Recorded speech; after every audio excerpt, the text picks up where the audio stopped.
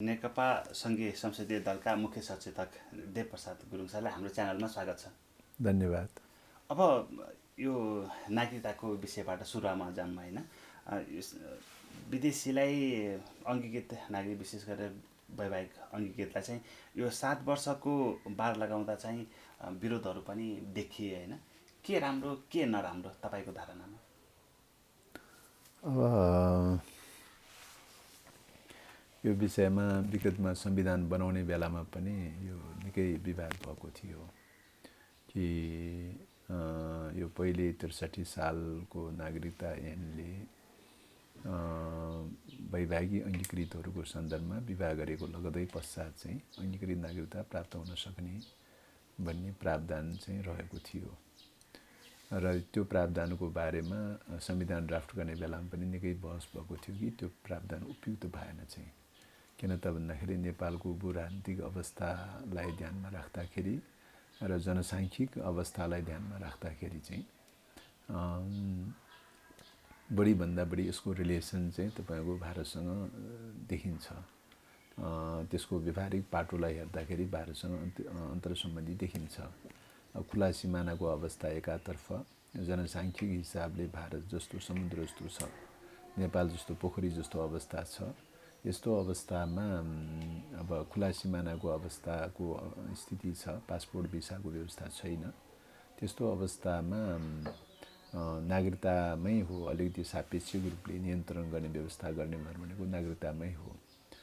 त्यसकारणले यो नागरिकताको विषयमा चाहिँ तुरुन्तै चाहिँ विवाह हुने बित्तिकै चाहिँ अङ्गीकृत नागरिकता प्राप्त हुने व्यवस्थालाई चाहिँ केही पुनर्विचार गर्नुपर्छ भन्ने कुरा चाहिँ संविधान ड्राफ्ट गर्ने बेलामै उठेको थियो र त्यो बेलामा पनि तपाईको कसैले 10 वर्ष, कसैले 15 वर्ष, कसैले मतलब एउटा केही वर्ष तोक्नुपर्छ भन्ने टाइपको यस्तो खालको चाहिँ विषयहरू प्रशस्त मात्रामा उठेको थियो।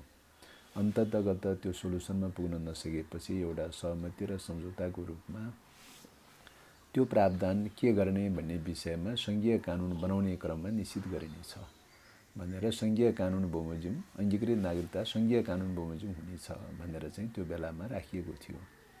त्यसो भएको हुनाले अहिले कानुन बनाउँदाखेरि संघीय कानुन बनाउँदाखेरि चाहिँ त्यसमा एउटा केही प्रावधानहरू राखेर अगाडि बढौँ भनेर चाहिँ 7 वर्षको चाहिँ प्रावधान विवाह भएको 7 वर्षको प्रावधान राखेको अवस्था हो।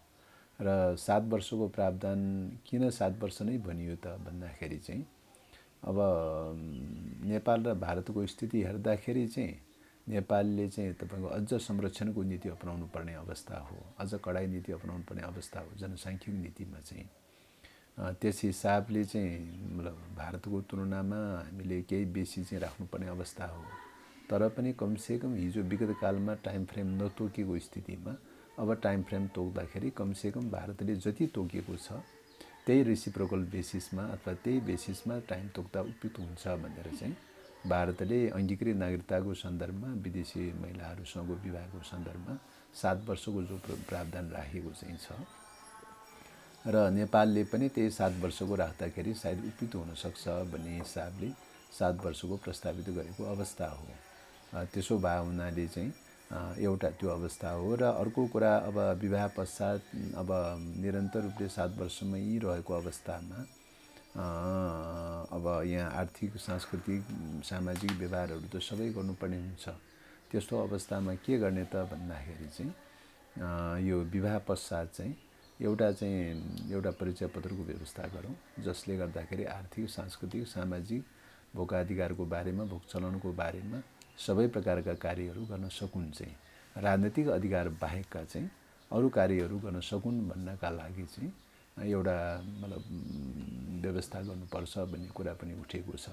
जस्तो एनआरएन अथवा चाहिँ गैर आवासीय नेपालीहरूको सन्दर्भमा पनि एउटा चाहिँ व्यवस्था गरेको छ। राजनीतिक अधिकार बाहेक आर्थिक, सांस्कृतिक, सामाजिक अधिकारहरू भोग चलन गर्न पाउने प्रकारको चाहिँ अधिकारको व्यवस्था गरेको छ। करिबन त्यस्तै टाइपको चाहिँ अधिकारको व्यवस्था चाहिँ गरेर चाहिँ व्यवस्थापन गरेर जाँदा र नागरिकताको सन्दर्भमा 7 वर्षपछिकै प्रावधान राख्दा उपयुक्त हुन्छ भनेर अगाडि बढेको अवस्था हो। विरोधीहरूको जो विरोधहरू सुनिरहेको छ नि त्यो विरोधलाई चाहिँ कसरी समाधान हुन्छ त? होइन, अब बहुविचार भएको समाजमा, बहुवर्ग र बहुविचार भएको समाजमा विचारहरू विविधता उठ्नै सक्दैन भनेर भन्न सकिँदैन, उठ्न सक्छ। तर पनि नेपालको राष्ट्रिय स्वाधीनताको दृष्टिकोणले चाहिँ सापेक्षिक रूपले के चाहिँ उपयुक्त हुनुहुन्छ भनेर हेर्ने हो। यसरी हेर्दाखेरि नागरिकताको सन्दर्भमा सापेक्षिक रूपले चाहिँ नियन्त्रणात्मक खालकै व्यवस्था अवलम्बन गर्नुपर्छ भन्ने लाग्छ। अब अहिले जति पनि आवाजहरू सुनिरहेको चाहिँ छ, बढीभन्दा बढी चाहिँ अलिकति कठोर बनाइयो, अलि टाइट गरियो, चाहिँ अलि धेरै वर्ष राखियो महिलाहरूको हकमा चाहिँ। अब वैवाहिक अङ्गीकृतहरूको सन्दर्भमा अलि बढी टाइट गरियो, बढी टाइम तोकियो भन्ने प्रकारको पनि सुनिन्छ। त्यस कारणले यो नेपालको चाहिँ मतलब अस्मिता, नेपालको स्वाधीनताको दृष्टिकोणबाट हेर्दाखेरि, जनसाङ्ख्यिक अतिक्रमणको चाहिँ दृष्टिकोणबाट हेर्दाखेरि नेपालले केही नियन्त्रणात्मक खालको व्यवस्था राख्नै पर्ने अवस्था हो भन्ने लाग्छ। त्यसो भएको हुनाले अहिलेको चाहिँ स्थितिमा सापेक्षिक रूपले यो व्यवस्था, यो प्रस्ताव ठिकै छ भन्ने लाग्छ। अहिले समितिमा प्रस्तावको रूपमा उठेको अवस्था छ, फुल हाउसमा मतलब पठाइएको छ, पुगेको छ र अब फुल हाउसले छलफल गरेर एउटा उपयुक्त समयमा चाहिँ आवश्यक निर्णय गर्ला र त्यसमा दलहरूको बिचमा आपसी सहमतिकै आधारमा चाहिँ निर्णय हुनेछ भन्ने कुरामा चाहिँ हामी आशावादी छौँ। अब जनसङ्ख्या अतिक्रमणको एउटा समस्या होइन, डर पनि नेपाललाई छ भनेर भनिएको छ। यो भारतबाट मात्रै छ कि अन्य देशहरूमा पनि पर्न सक्छ? अब अरू मुलुकहरूको सन्दर्भमा खुला सिमानाको व्यवस्था भएन, पासपोर्टको व्यवस्था छ, भिसाको व्यवस्था छ होइन। पासपोर्ट र भिसाको व्यवस्था भएको हुनाले चाहिँ त्यसैले नै धेरै चाहिँ एउटा नियन्त्रणात्मक खालको व्यवस्था गरिरहेको हुन्छ। अब भारतसँग चाहिँ तपाईँको खुला सिमानाले गर्दाखेरि पासपोर्टको व्यवस्था पनि छैन, भिसाको व्यवस्था पनि छैन। वरदोरो खुला रूपले आवत गर्न सक्ने चाहिँ सन् 1950को सन्धि अनुसार चाहिँ रेसिप्रोकल बेसिस भनेर भनिन्छ, खुला रूपले आवत गर्न सक्ने व्यवस्था भनेर भनिन्छ। र त्यस्तो खालको खुला रूपले आवत गर्न सक्ने खालको व्यवस्था लागू भयो। त्यसले गर्दाखेरि चाहिँ अब जनसङ्ख्याको कोणबाट भारत चाहिँ भवसागर चाहिँ ठुलो समुद्र जस्तो छ भने नेपाल चाहिँ एउटा पोखरी जस्तो अवस्था छ। यो अवस्थामा अब समुद्र र पोखरीको बिचमा कुनै पनि प्रकारको सिमाना नरहेको अवस्था जस्तो छ अहिले चाहिँ होइन। त्यो अवस्थाले गर्दाखेरि नेपालको अस्मिता चाहिँ जनसाङ्ख्यिक अतिक्रमणबाट चाहिँ पनि सङ्कटमा पर्न सक्ने खतरा चाहिँ छ। यही खतरालाई ध्यानमा राखेर चाहिँ जनसङ्ख्या सम्बन्धी नीतिहरू तर्जुमा गर्दाखेरिको अवस्थामा नेपालको आफ्नो परिवेश अनुसार चाहिँ नेपालको स्वाधीनतालाई रक्षा गर्ने कोणबाटै चाहिँ जनसङ्ख्याको नीति अवलम्बन गर्नुपर्छ। नागरिकताको नीति भनेर भनेको जनसङ्ख्याको नीतिसँग पनि रिलेटेड छ। अब कतिपय सांसदहरू र संसदभित्रै पनि होइन, विदेशी ज्वाइँलाई पनि नागरिकता दिनुपर्छ भनेर आवाज उठ्यो। के आधारमा उठेको त्यो आवाज चाहिँ? अब यो विषयमा चाहिँ अब तर्क वितर्कहरू त उठ्न सक्ने कुरा भयो, छलफल बहसहरू त उठ्न सक्ने कुरा भयो, सबैलाई स्वतन्त्रता छ। अब अहिले कानुन बनाउँदाखेरि संविधानको दायरामा टिक्नुको त विकल्प छैन होइन। अब संविधानले कति ओपन गरेको हो भन्ने कुरा हो। अहिले संविधानले मलाई लाग्छ वैवाहिक अङ्गीकृतको सन्दर्भमा, महिलाहरूको सन्दर्भमा चाहिँ अब कानुन बनाउने छ भनेर चाहिँ ओपन राखेको छ होइन। पुरुषहरूको सन्दर्भमा वैवाहिक अङ्गीकृतको सन्दर्भमा संविधानले ओपन गरेको हो कि होइन भन्ने विषयमा एउटा बहसको विषय छ होइन। बहसको विषय छ र मतलब कैयौँ कानुनविदहरूको अनुसार चाहिँ, संविधानविदहरूको अनुसार चाहिँ संविधानले यो ओपन गरेको छैन, पुरुषहरूको वैवाहिक अङ्गीकृतको सन्दर्भमा ओपन गरेको छैन भन्ने छ। त्यसैले संविधानले नै ओपन नगरेको विषयमा अहिले विषय प्रवेश गर्ने विषय परेन। अब हामीले नागरिकता सम्बन्धी नीति निर्माण गर्दाखेरि हामीलाई वैदेशिक हस्तक्षेप चाहिँ छ भनेर आएको छ होइन, त्यो छ कि छैन, कस्तो छ त्यो? अब नागरिकता निर्माण गर्ने पोलिसी नेपालले आफैले निर्माण गर्ने कुरा हो होइन। अब हुनसक्छ साइडमा चलखेलहरू, विभिन्न खालका चाहिँ चलखेलहरू हुनै सक्दैन भनेर भन्न सकिँदैन, हुनसक्छ।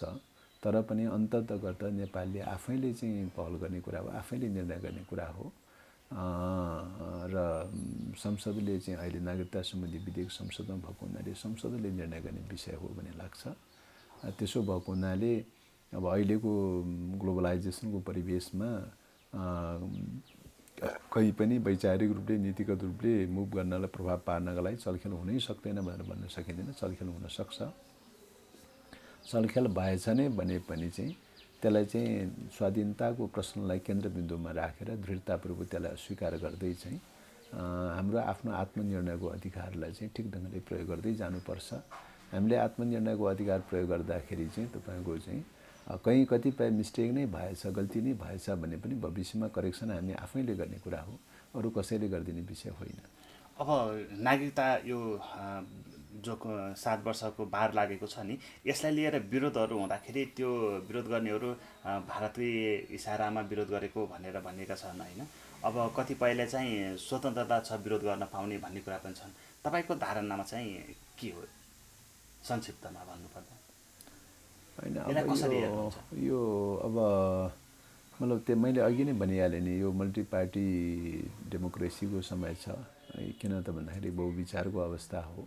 बहुविचारको अवस्थामा जानुपर्ने अवस्था चाहिँ एक प्रकारको विविधतापूर्ण प्रकारको दलहरू के अरे वर्गको अवस्था छ। जब वर्गीय विविधता हुन्छ भने त्यहाँ स्वाभाविक रूपले विचारको विविधता हुन्छ। विचारको विविधता हुने बित्तिकै चाहिँ तपाईँको स्वाभाविक ढङ्गले चाहिँ विचारहरूमा अभिव्यक्त हुने कुराहरूमा सबै एकरूपता हुन्छ भनेर भन्न सकिँदैन। विचारमा पनि विविधता नै आउँछ र त्यो विविध विचारहरूको बिचमा सापेक्षिक रूपले कुन चाहिँ बेटर भनेर चाहिँ मतलब तय गर्ने कुरा हो। त्यसो भएको हुनाले चाहिँ अब विचारहरू विविधता आउने कुरालाई हामीले अन्यथा भन्न मिल्दैन।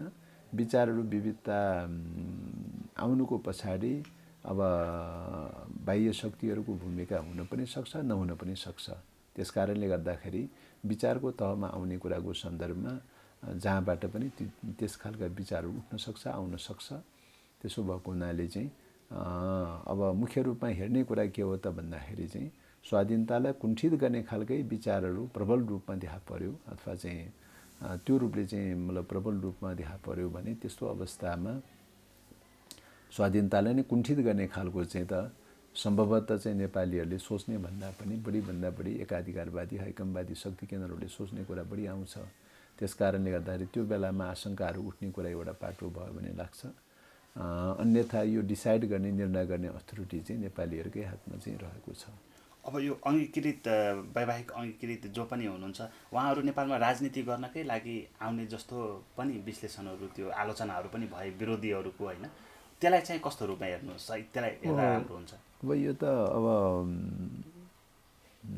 हुनसक्छ अब कोही त्यो उद्देश्यले पनि आएको हुनसक्छ। तर हामीले व्यक्तिगत रूपले के उद्देश्यले हिँडेको छ भन्ने प्रश्न भन्दा पनि समग्र रूपले नीति बनाउने कुरा हो, पोलिसी बनाउने कुरा हो होइन। पोलिसी बनाउने कुरा हो। पोलिसीले कति चेक एन्ड ब्यालेन्स गर्न सक्छ भनेर पोलिसीले कन्ट्रोल गर्ने कुरा हो होइन। एउटा त्यो हो। अब तपाईँको राष्ट्रियताको पोइन्ट अफ भ्यूले हेर्दाखेरि यो त एउटा पाटो मात्रै हो। नागरिकताको अतिक्रमणको पाटो त एउटा पाटो मात्रै हो।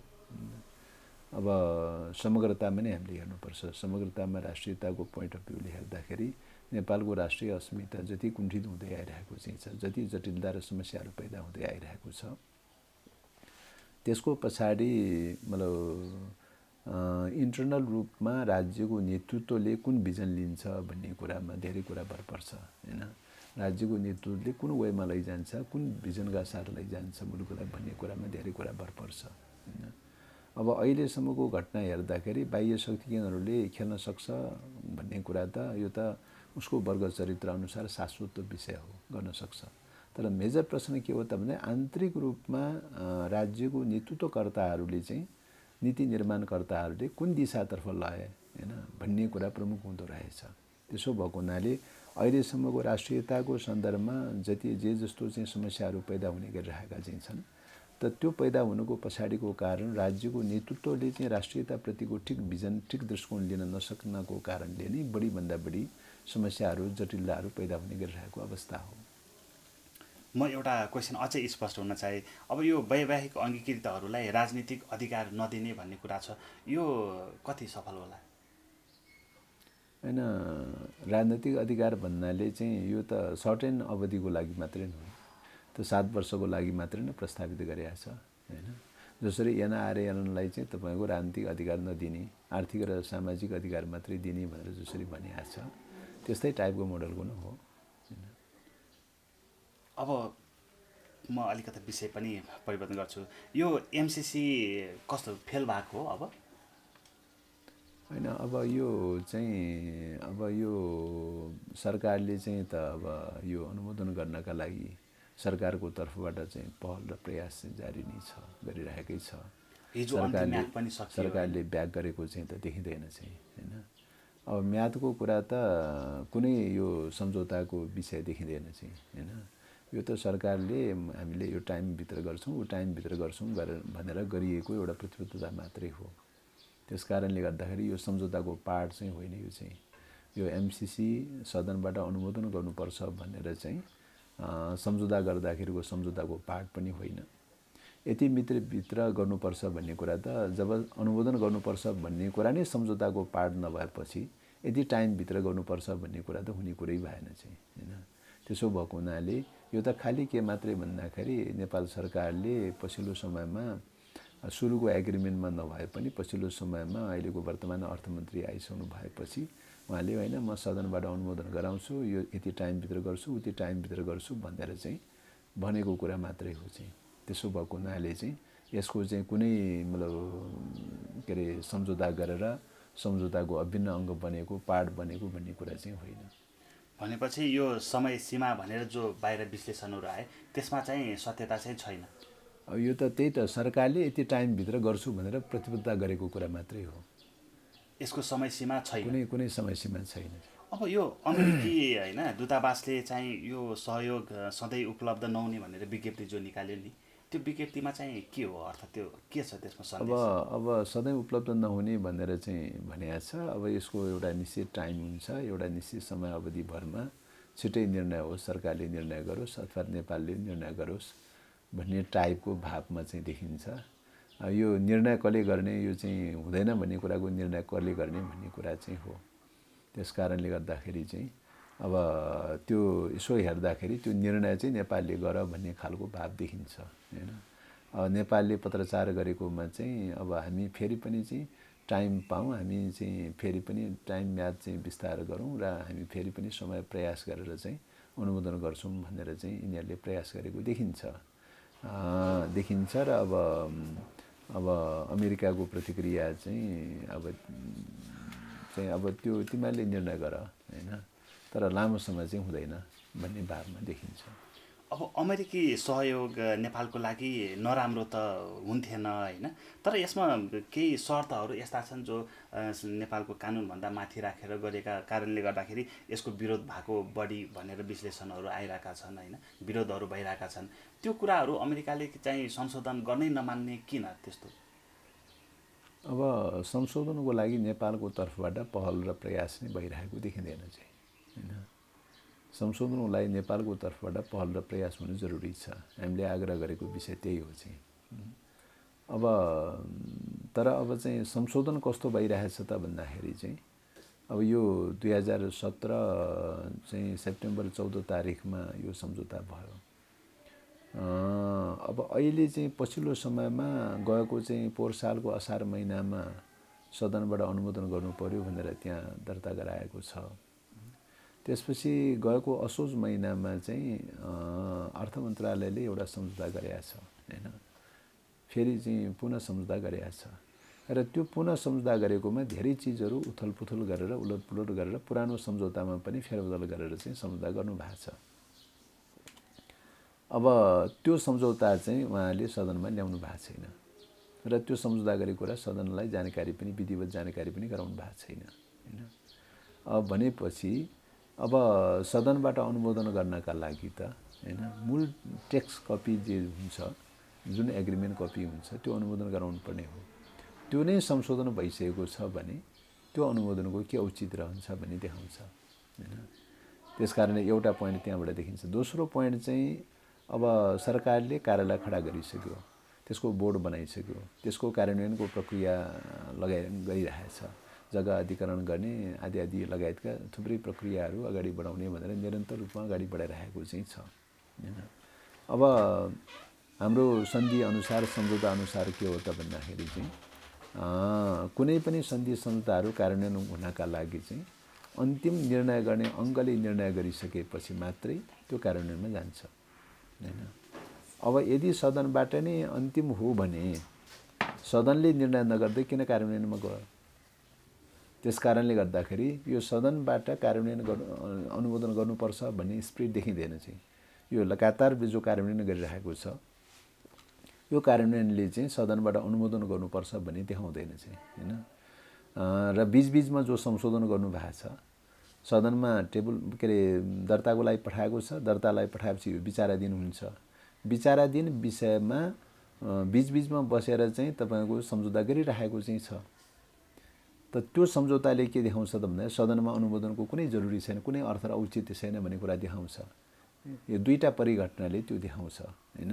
त्यसकारणले सदनबाट अनुमोदनको औचित्यता चाहिँ देखिरहेको छैन, पुष्टि भइरहेको छैन चाहिँ। अर्को संवैधानिक रूपले र कानुनी रूपले हेर्दाखेरि पनि यो सदनबाट अनुमोदन गर्नुपर्ने चाहिँ देखिँदैन चाहिँ। संविधानमा के लेखेको छ भन्दाखेरि संविधानले बृहत शान्ति सम्झौता सम्बन्धी के अरे शान्ति र मैत्री सम्बन्धी सन्धि भनेर भन्छ हैन। त्यो यो परेन चाहिँ यो चाहिँ। दोस्रो चाहिँ तपाईको सीमाना सम्बन्धी सन्धि भनेर भन्छ, यो पनि परेन। प्राकृतिक स्रोत साधन सम्बन्धी सन्धि भनेर भन्छ, त्यो पनि परेन। यो सुरक्षा सम्बन्धी सन्धि भनेर भन्छ, यो पनि फेस भ्यालुमा सुरक्षा सम्बन्धी सन्धि परेन चाहिँ हैन। अब भनेपछि यो चारवटा जो क्राइटेरिया चाहिँ छुटाएको छ मतलब संविधानले यो क्राइटेरिया भित्र पर्ने देखिँदैन चाहिँ हैन। अब अर्को चाहिँ दोस्रो क्राइटेरिया के छुटाएको छ त भन्दाखेरि यो चाहिँ तपाईको यदि शान्ति र मैत्रीसँग सम्बन्धित छ, यदि प्राकृतिक स्रोत साधनको बाँडफाँडसँग सम्बन्धित छ र यो दीर्घकालीन प्रकारको महत्त्वको छ भने त्यस्तो सन्धि सम्झौताहरू चाहिँ फेरि चाहिँ अनुमोदन गर्न ल्याउन सक्छ। त्यस्तो ल्याउँदाखेरि त्यो साधारण बहुमतले अनुमोदन गर्नुपर्छ भन्ने कुरा चाहिँ छ। त्यो दोस्रो क्राइटेरियामा पर्छै पर्दैन त यो भन्दाखेरि दोस्रो क्राइटेरिया पनि यो पर्ने देखिँदैन चाहिँ हैन। अब तेस्रो कन्डिसन चाहिँ के छ भन्दाखेरि सन्धि ऐनले के भन्छ, नेपालको सन्धि ऐन 2047ले के भन्छ भन्दाखेरि अन्तर्राष्ट्रिय सन्धि सम्झौताहरू जुन सन्धि सम्झौता दीर्घकालीन प्रकारको महत्त्वको छ भनेर चाहिँ सरकारले लायो र चाहिँ सरकारले सदनबाट अनुमोदन गराउन चाह्यो भने चाहिँ अनुमोदन गराउन सक्छ भन्ने चाहिँ छ। अब यो अन्तर्राष्ट्रिय सन्धि सम्झौता हो कि होइन त, सन्धि ऐनले परिभाषित गरे अनुसारको अन्तर्राष्ट्रिय सन्धि हो कि होइन त भन्दाखेरि चाहिँ अन्तर्राष्ट्रिय सन्धि सम्झौता केलाई भन्ने त भन्ने विषयमा यो भियना कन्भेन्सन चाहिँ स्विजरल्यान्डको भियना कन्भेन्सनमा एउटा मान्यता चाहिँ अन्तर्राष्ट्रिय कानुनको परिभाषा सन्दर्भमा एउटा मान्यता पारित गरेको छ। र त्यो मान्यताले के भन्छ त भन्दाखेरि चाहिँ दुई भन्दा बढी मुलुकहरूको बीचमा चाहिँ सम्झौता भएको छ भने त्यसलाई सन्धि भनिन्छ, त्यसलाई अन्तर्राष्ट्रिय कानुनको मान्यता दिन्छ एउटा त्यो। दोस्रो कुरा चाहिँ अन्तर्राष्ट्रिय सङ्घ संस्थाहरू चाहिँ हैन, अन्तर्राष्ट्रिय संस्थाहरूको बीचमा बहुपक्षीय द्विपक्षीय या बहुपक्षीय सम्झौताहरू सन्धिहरू भएको छ भने त्यसलाई सन्धि भन्न सकिन्छ र त्यसलाई अन्तर्राष्ट्रिय कानुनको मान्यता दिन सकिन्छ। दुईटा क्लज चाहिँ हैन। अब यो दुईटा क्लजमा चाहिँ एमसीसीसँगको सम्झौता यो दुईटा क्राइटेरिया दुईटा क्लजभित्र कुनै पर्छै पर्दैन त भन्दाखेरि यो दुईटै क्लजभित्र पर्दैन चाहिँ। किन त भन्दाखेरि यो अमेरिकाको चाहिँ राज्य र चाहिँ नेपालको राज्यको दुईटा राज्यको बीचको एग्रिमेन्ट पनि होइन यो चाहिँ हैन। एमसीसी चाहिँ एउटा चाहिँ त्यहाँको अमेरिकामा दर्ता भएको एउटा कम्पनी हो चाहिँ हैन, राष्ट्रिय कम्पनी हो चाहिँ। अब एउटा राष्ट्रिय कम्पनी भएको हुनाले त्यो कुनै अन्तर्राष्ट्रिय संस्था पनि होइन चाहिँ, अन्तर्राष्ट्रिय संस्थाहरूको बीचको एग्रिमेन्ट पनि होइन चाहिँ। त्यसकारणले अन्तर्राष्ट्रिय संस्थाहरूको बीचको एग्रिमेन्ट पनि होइन, दुईटा राज्य बीचको एग्रिमेन्ट पनि होइन हैन भने यसलाई कसरी अन्तर्राष्ट्रिय सन्धि सम्झौता मान्ने त हैन। त्यसकारणले अन्तर्राष्ट्रिय सन्धि सम्झौता मान्न सकिने अहिलेसम्मको संविधान र कानुन र अन्तर्राष्ट्रिय कानुनको व्याख्या विश्लेषणले अन्तर्राष्ट्रिय सन्धि सम्झौताको परिधिभित्र पर्दैन चाहिँ हैन। र पर्छ के त यो चाहिँ भन्दाखेरि एउटा कम्पनीसँग गरिएको करार सम्झौता हो हैन, जस चाहिँ नेपालले सरकारले गरेको एउटा करार सम्झौता हो। त्यस्तो प्रकारको करार सम्झौताहरू विश्वमा थुप्रै मुलुकसँग गरेका चाहिँ छन्, थुप्रै कम्पनीहरूसँग गरेका छन्, थुप्रै दात्री संस्थाहरूसँग गरेका चाहिँ छन्। अब ती करार सम्झौताहरू सबै चाहिँ तपाईको सदनमा लिएर आएर कानुन बनाउने खालको चाहिँ प्र्याक्टिस हो कि होइन त भन्दाखेरि अहिलेसम्म हिस्ट्रीमा छैन कि करार सम्झौताहरू सदनमा ल्याएर अनुमोदन गराएर कानुन बनाएको चाहिँ हिस्ट्री छैन हैन। अब एउटा करार सम्झौतालाई चाहिँ तपाईको चाहिँ सदनमा लिएर आएर कानुन बनाइदिने बित्तिकै चाहिँ हैन हरेक मुलुकका चाहिँ तपाईँ एनजिओ आइएनजिओहरूसँग अथवा हरेक मुलुकका दात्री संस्थाहरूसँग गरेको चाहिँ एग्रिमेन्ट पनि त चाहिँ सदनमा लिएर आउनु पर्यो भनेर भन्लान् चाहिँ। अब सबै चाहिँ सदनमा लिएर आएर करार सम्झौता गराउने बित्तिकै चाहिँ के हुन्छ मुलुकको अवस्था चाहिँ, हैन? त्यस कारणले गर्दाखेरि त्यसले त होल सिस्टमै ड्यामेज हुन जाने कुरा हुन्छ। नेपालको संविधान, नेपालको कानुन, अन्तर्राष्ट्रिय कानुनी मूल्य मान्यता यी सबै कुरा ड्यामेज हुन जान्छ। त्यसो भएको हुनाले चाहिँ यो संविधानसँग पनि मेल खाँदैन, अन्तर्राष्ट्रिय कानुनसँग पनि मेल खाँदैन, नेपालको सन्धि ऐनसँग पनि मेल खाँदैन। नेपालले गर्दै आइरहेको करार सम्झौताहरूको सन्दर्भमा जे जस्ती चाहिँ तपाईँको चाहिँ दात्री निकायहरूसँग गर्दै आइरहेको एग्रिमेन्टहरू छ त्यो एग्रिमेन्टको प्र्याक्टिससँग पनि मेल खाँदैन चाहिँ। त्यसो भएको हुनाले चाहिँ यी सबै कोणबाट हेर्दाखेरि यो चाहिँ सदनबाट अनुमोदन गर्नुपर्ने चाहिँ लायकको चाहिँ देखिँदैन चाहिँ। अब प्रधानमन्त्रीहरूले यो सहयोग हो कि सम्झौता हो भनेर स्पष्ट रूपमा भन्नुभएको छ कि छैन?